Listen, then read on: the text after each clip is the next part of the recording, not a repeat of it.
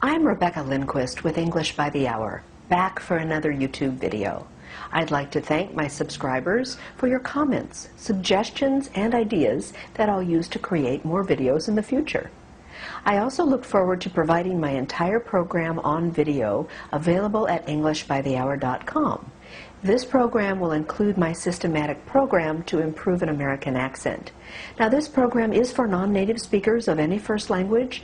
It's also for those of you who are practitioners or coaches, those especially with ESL background, who have not been exposed to some of these techniques in the past. So I invite all of you to check out EnglishByTheHour.com, where we have a full coaching staff, and we also will be offering this complete video of our program. What I'd like to do today is to provide some information on a topic some of you have asked about, and that's the use of the mouth. Now, if you remember from an earlier video, we talked about airflow, and we talked about speaking in the same way an American would, and what's different for a non-native speaker. Typically, one of the things that's most different, or most at times distracting or challenging, is the mouth movement. Now, that is, for many non-native speakers, the mouth isn't moving much at all.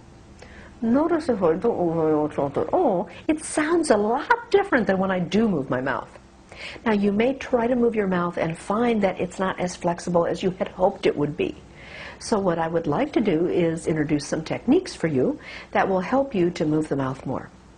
The first one just involves an exaggerated smile. But before we do it, I'd like to tell you a couple of things. One of them is that you should definitely use a mirror when you're practicing. Now, I recommend a small mirror so that you are focusing only on the mouth region and not the entire face. This will make it less distracting for you. Secondly, you want to breathe when you're doing these exercises and relax. If you feel tension or pain, definitely check in with yourself and be aware. Don't do anything that is that painful for you. This should not be painful. It should be challenging and fun. And I will point out as we go which exercises may create problems, in which case you want to stop immediately if you're uncomfortable in any way, and build up to doing the exercises that we're doing if they're uncomfortable for you. These exercises, again, are designed to give you more control of your articulators so that you can make the sounds required in American speech. So once again, let's start with that exaggerated smile that I mentioned. So the lips are going fully back, and you can monitor in your mirror. Exaggerated smile, stretch. Now we're going to go forward like a fish, or like an exaggerated kiss. Pull the lips forward, and now back. Forward, and back. And let's do that a few times.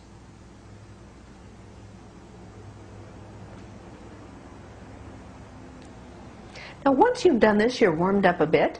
We're now going to go from side to side.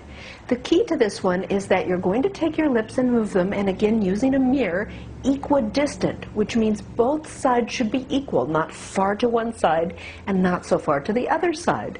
However, if you find your lips are pulling much further to one side than the other, that's a good awareness for you to practice stretching on the tight side, or the side that's stretching less fully. Let's do this together. Again, monitoring just to make sure that you're equidistant. Now, also when you do this, you want to make the kissing noise on each side.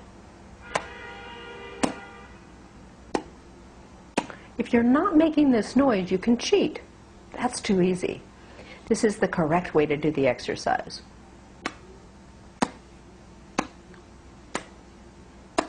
If you're feeling discomfort, do stop, check in with yourself, don't do anything painful. Now we've got some lipman in the mouth area, and especially in the lip area. We want to encourage the rest of the jaw to have more movement. The reason is, in American English, if you're using your lips, your articulation will become tenser. Notice I'm using the lips to control. If you use the jaw to control, your articulation becomes more lax. This is very lax, and this is very tense. This is very tense, and this is very lax. So the goal is to encourage the jaw to control more of the speech. So to do that, we'll open the mouth, and we'll start by extending the tongue. Again, be sure to use your mirror on this, even if you didn't use it earlier. The tongue goes up, down, then right, left. Now this is too easy or cheating. Too easy. You want to extend the tongue and leave the jaw dropped and the mouth open like this. Control the tongue, now right to left, and up, down. Up, down, right, left, and you should feel the motion most here.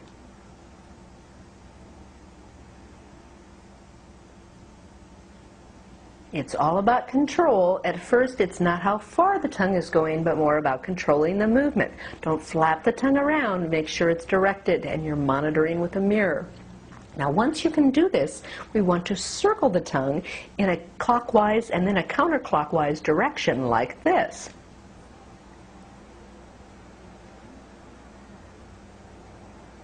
You want to trace the lips. This is cheating. Too easy. Don't let the mouth shut. Feel here. And then counterclockwise. This is probably one of the more challenging exercises. If you're hearing a clicking in your jaw, you want to discontinue this one. You should not hear loud clicking or feel pain. If it's uncomfortable, you can try closing the mouth, doing it like this, modified, and then opening more when you can. The reason to do this exercise again is to control with the tongue and allow the jaw to control the speech. Now, once you've done this exercise a few times, you may want to add an RL exercise. As we know, the L is in the front behind the teeth. The R, the initial R, is rounded. The tongue is rounded and back. So to create more movement in the tongue, we want to extend the tongue out, stretch and hold, just like a little kid sticking their tongue out. Now curl the tongue back inside the mouth. You won't be able to see the tongue curling, but believe me, it is. The tongue goes back without touching the top of the mouth, like this. Tongue goes back, all the way back, and stretches. Tongue goes forward, tongue goes back. Monitor with the mirror the tongue going forward, flat as it can. You don't want it to go straight up. Flat, stretch, rounded back. Forward, back. Forward, back. This will help with initial R sounds like Robert, and then coming forward for an L. So for example, a word like the livery or roller coaster, where you have to go back and forth, you want that tongue to be nice and stretched out so that you can control it and so that you can make both sounds in close succession.